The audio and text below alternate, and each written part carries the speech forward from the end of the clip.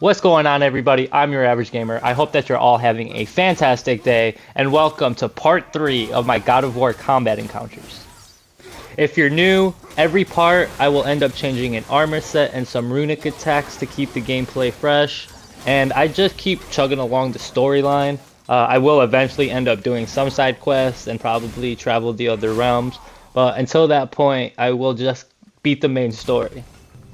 Also, be sure to check out my first two parts because with every part I do try to switch up my gameplay a little bit. So you may see something new for the first time. I mean, granted, it is a 4-year-old game, but I've played this game for a while. I've learned a lot of cool tricks and tips and stuff like that. So I'm hoping that maybe you see something that you would like to add to your playstyle. The way I play this game is more like a freestyle, and what I mean by that is I don't have any set combos or moves pre-programmed in my brain. Granted, I have a lot of muscle memory, but a lot of that's just timing, such as like axe throws and stuff. I've realized that every time I get on the game and I take some time, like a break in between, I'll always end up playing different, and that's pretty unique. It's something I do with a lot of games. I don't do it on purpose either. It's just how I feel at the time, I guess. You know, sometimes I want to be more aggressive. Sometimes I want to be more defensive. Sometimes I just want to try everything in the game. And this game really gave me the chance to experiment and have fun with as much as I could. This game was actually the reason for that playstyle in particular is because back then I would always kind of find something that works and stick to it, and there's nothing at all wrong with that by any means, but for the amount that I like, the time I spend playing video games, if I were to do the same thing over and over again, I feel like that's the definition of insanity. Granted, here I am playing the game again for probably like the 25th time. This is only like my second or third playthrough on the PlayStation 5. I had beaten it so many times on the PS4. I had just gotten my PS5 about 3 or so months ago, and this is the first game I played the second I got my PS5. And then as soon as I, had my time with this game, I went straight to the Miles Morales game, because I played that game on PS4 as well. So having both those games as a free upgrade was super amazing. Anyone that's excited for a PS5, hold on to the excitement. It definitely is worth it. I had spent around $800. I don't know if that's worth it. That's a lot of money for me. But hey, if you got $800 and not a PS5, what are you doing? Go spend the $800 to get your PS5 today. If you don't have the money, definitely worth the wait. Promise you. Keep that excitement. Don't get too upset. The longer you wait, the more excited you are going to be when you get it. That's the way you have to look at it, is that I'm just now starting to kind of lose my excitement over the PS5 because I've been playing the same games and stuff like that. But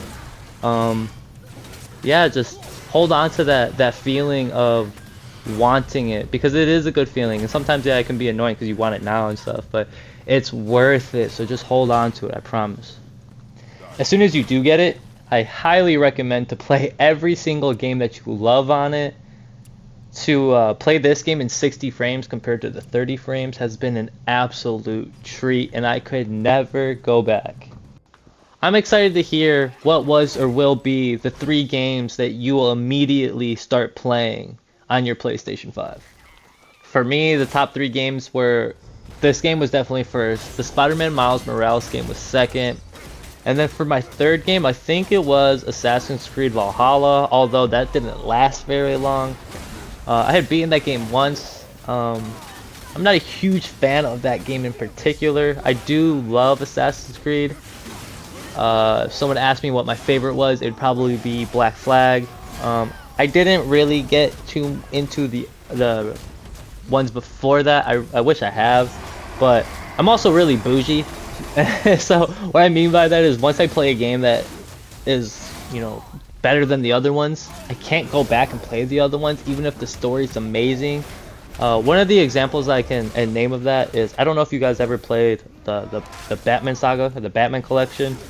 Arkham City is it's not even arguably, the story is way better than the third one in Arkham Knight. But in Arkham Knight, you have the multi takedowns. You have, you know, people hate on the Batmobile. I actually kind of enjoyed the Batmobile.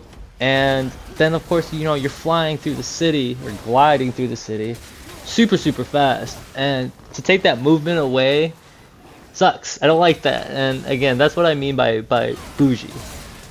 Where would you rank this game for yourself of all time? You know, don't listen to what anyone else says or anyone else's opinions. Just strictly yours and how you feel about the game. For me, this was definitely a top 3 of all time. One of the greatest games I've ever played. I'll say that in every playthrough pretty much. I used to be able to talk about this game all day, every day. It didn't matter when, what time of day it was. You could wake me up in the middle of the night. All you had to say was Kratos, and I would have woke up and like, yeah, and just started talking to you about it. If you had made it this far in the video, if you could possibly drop a like and comment down Kratos so I know the special few who made it this far, that would mean an absolute ton to me. I hope you stick around to watch the rest of the video. The boss fight for this part is the dragon. I hope that I get to see you guys in the future videos, and I hope you guys continue to have an amazing day.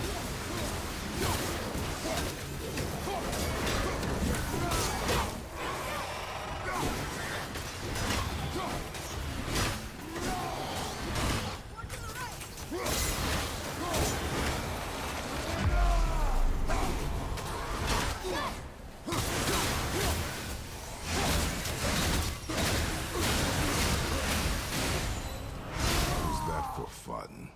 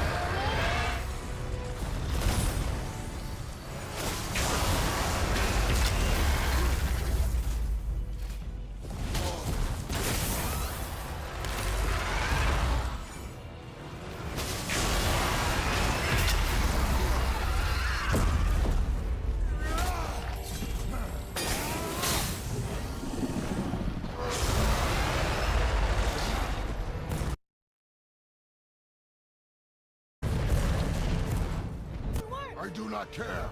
Be ready.